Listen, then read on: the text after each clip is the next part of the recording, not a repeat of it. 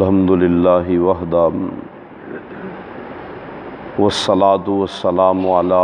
من لا نبی بعد اما بعد فاعوذ باللہ السمیع العلیم من الشیطان الرجیم بسم اللہ الرحمن الرحیم یسبح للہ ما فی السماوات وما فی الارض لہ الملک ولہ الحمد وہو علی کل شیء قدیر۔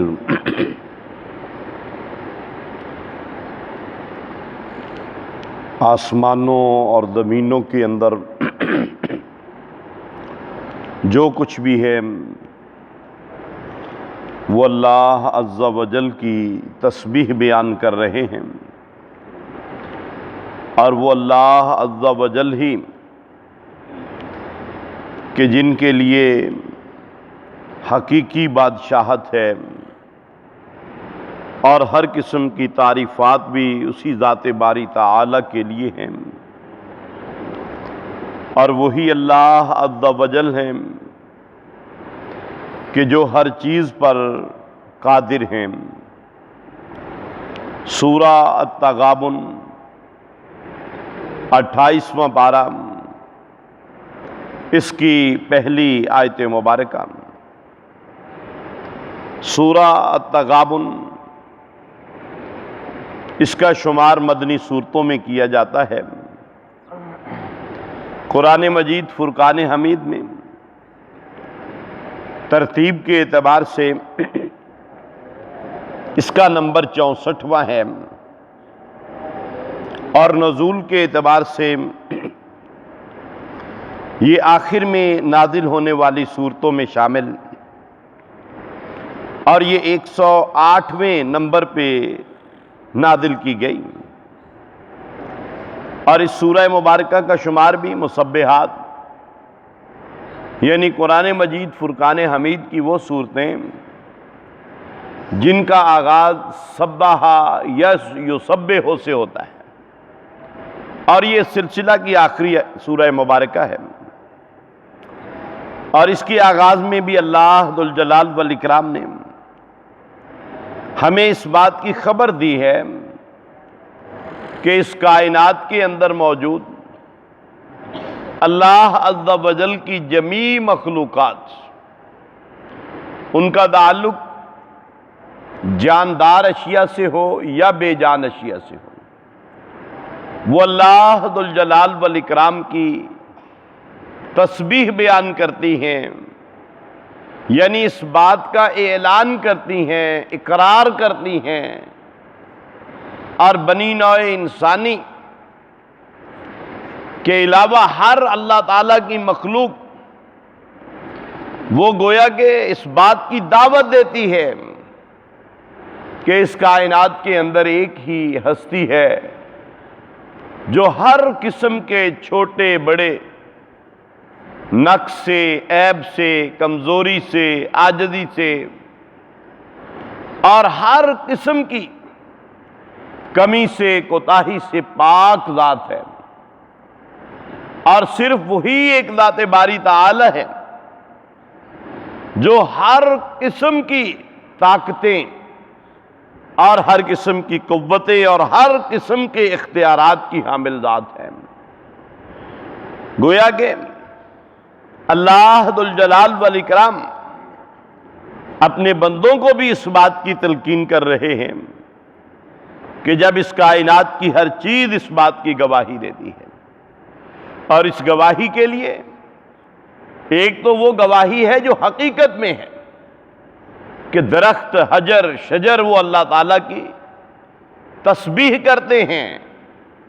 اللہ پاک نے فرمایا کہ اِن مِّن شَيْءٍ إِلَّا يُسَبِّحُ بِحَمْدِهِ، اور اسی طرح اللہ پاک نے فرمایا يُسَبِّحُ الرَّعْدُ بِحَمْدِهِ، یعنی یہ بادلوں کا گرجنا، بجلی کا چمکنا، یہ بھی اللہ ذوالجلال والاکرام کی تسبیح کرتا ہے۔ اور پھر اسی طرح آپ صلی اللہ علیہ وآلہ وسلم نے ہمیں خبر دی کہ آپ جو لقمہ اپنی چپاتی کا اپنے منہ میں ڈالتے ہیں وہ بھی اللہ ذوالجلال والاکرام کی تسبیح کر رہا ہوتا ہے، یعنی اس کائنات کی ہر چیز تسبیح بیان کرتی ہے۔ اور دوسری بات اس سے یہ بھی پتہ چلتی ہے کہ اگر ہم اللہ ذوالجلال والاکرام کی مخلوقات کی طرف دیکھیں تو ہمیں ان کی تخلیق جو ہے وہ بھی اس بات کی دعوت دے گی، ہماری زبان بلا ساختہ کہہ اٹھے گی کہ واقعی اللہ پاک کی مخلوقات جو اللہ تعالیٰ نے بنائی ہیں اس کو بنانے والی ذات تو بہت ہی طاقتوں والی ہے، اور وہ ذات باری تعالیٰ جب چاہے جو چاہے جیسے چاہے کرنے پہ قادر ہے۔ انسان اپنے جسم کی طرف دیکھ لے، کیسے کیسے عجیب و غریب نظام ہمارے جسم کے اندر چل رہے ہیں۔ ہماری زبان کی طرف دیکھ لیجئے، گوشت کا ایک ٹکڑا ہے، ہم کس طرح اپنی بات دوسروں تک پہنچاتے ہیں، ہماری آواز نکلتی ہے اور ہم اپنی بات ایک دوسرے کو سمجھا لیتے ہیں، اور یہ زبان ہی کا ٹکڑا ہے، آواز آتی ہے، کتنی پیاری پیاری آوازیں۔ پھر اسی طرح انسان اپنے جسم کے اندر چلنے والے کتنے نظام ہیں، انسان جو ہے ان نظاموں کی طرف بھی غور کر لے کہ کیسے یہ نظام اللہ تعالیٰ چلا رہے ہیں۔ اور پھر آسمانوں کی طرف بھی اللہ رب العالمین نے فرمایا کہ اے لوگو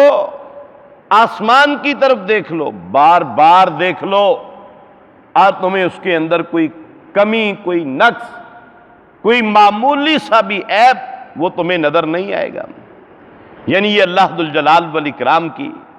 گویا کہ ہر چیز زمین و آسمان کے اندر جو اللہ تعالیٰ نے بنائی ہے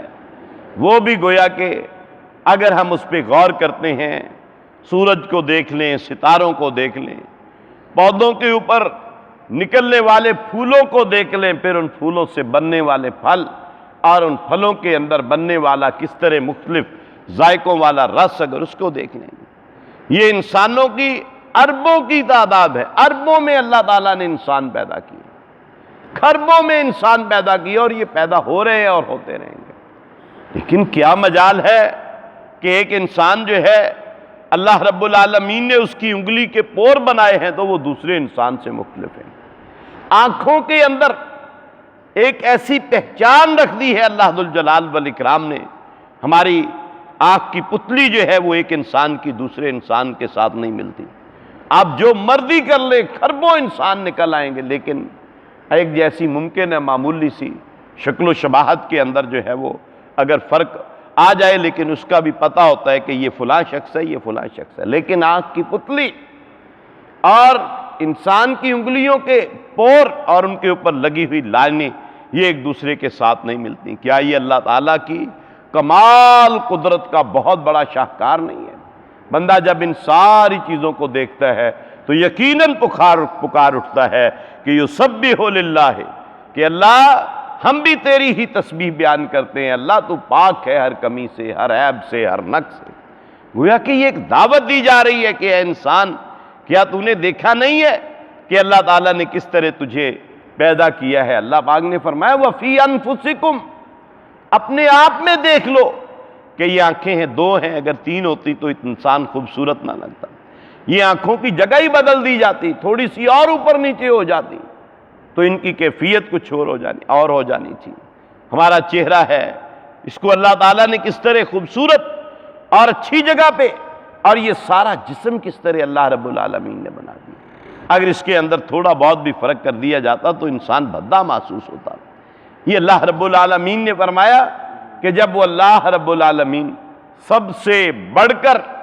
اللہ رب العالمین ہی کے پاس ہر قسم کی حکمت ہے، ہر قسم کی دانائی ہے، اللہ تعالیٰ کے پاس کسی قسم کا کوئی عیب نہیں ہے، اللہ تعالیٰ کوئی کمی اور نقص نہیں رکھتے۔ اور پھر اگلی بات یہ ہے کہ اللہ رب العالمین ہر بات پہ قادر ہے،